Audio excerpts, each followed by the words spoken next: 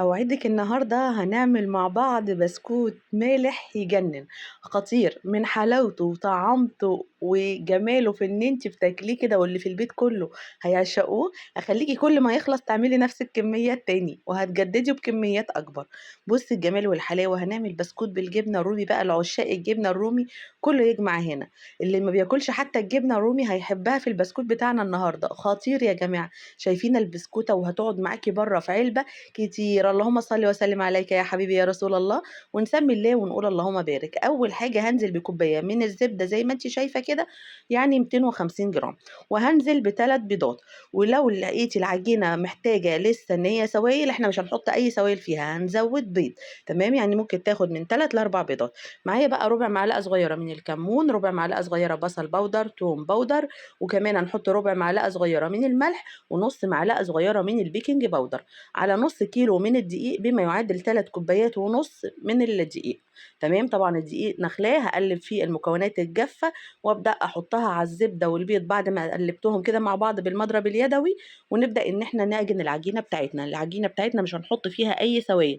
السوائل اللي هي تتعجن بيها الزبدة والبيض فقط. هنزل بقى بكوباية من الجبنة الرومي المبشورة، تمام، هتجيبيها كده جبنة رومي تبشريها او تجيبيها من السوبر ماركت، بس ما تجيبيش ايه يعني من عند حد كده ايه يكون مش حلوه، لان بيبشروا الاحرف، بس انا بحب اجيبها وابشرها في البيت. بقول لك هنا بقى ايه، بصي العجينه خطيره، هي هتاخد منك كثلاث اربع بيضات، يعني كل ما تحسي ان هي لسه ناشفه في ايدك حطي لها بيضايه، تمام. بصي العجينه بقت طريه وجميله، ابدا ان انا افردها كده على مفرش او ورقه زبده، وزي ما انت شايفه خطيره بالنشابه بتاعتي، وابداي قطعيها بقى بالقطاعات. خلاص بصي الجمال والحلاوة، بصي بجد بسكوت يا جماعة يجنن يجنن يجنن. قطعت شوية بقى بالقلوب وشوية بالنجمة، وجبت هنا كده شاليمو معايا، ورحت عاملة فتحات زي ما انت شايفة كده، يعني ايه تشكيل براحتك انت خالص، شكلي باللي انت عايزاه. انت ما عندكيش وقت تعملي حركة التفتيح دي، خلاص هي بالقلب كده وبالنجمة ولا اي شكل عندك. ما عندكيش اشكال خالص، اعمليه دواير بغطا ازازة او غطا اي حاجة عندك، اعملي. بصي صرفي نفسك، قطعيه انت بايدك لو مش عندك اي اشكال. بصي هو حلو وحلاوه، يعني تعمليه في اي حاجه.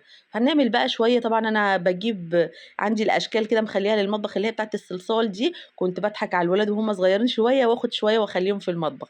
هاتي بقى بضايه عليها شويه من اللبن، يعني حوالي 3 معالق كده من اللبن كبار، على رشه فلفل. وبعد ما خلصنا التشكيل، طبعا الصينيه بتاعتي ما دهنتهاش اي حاجه، ونبدا ندهن الوش بتاعنا، يعني تدهني مثلا ايه صفين كده، وتبداي بقى تحطي شويه من الجبنه الرومي اللي احنا بشرينها، تحطي شويه من السماق الاحمر، تحطي شويه من حبه البركه، تحطي شويه من السمسم، حطي على الوش بقى اللي انت حباه. السماق الاحمر بيبقى مدي نكهه وطعم تجنن يا جماعه، بجد خطير. هاتيه من عند العطار قولي له عايزه سماق احمر يجنن. مولعه الفرن بتاعي طبعا من بدايه ما جيت اشتغل، لان العجينه لا بتخمر ولا بسيبها ترتاح ولا اي حاجه، بشتغل على طول.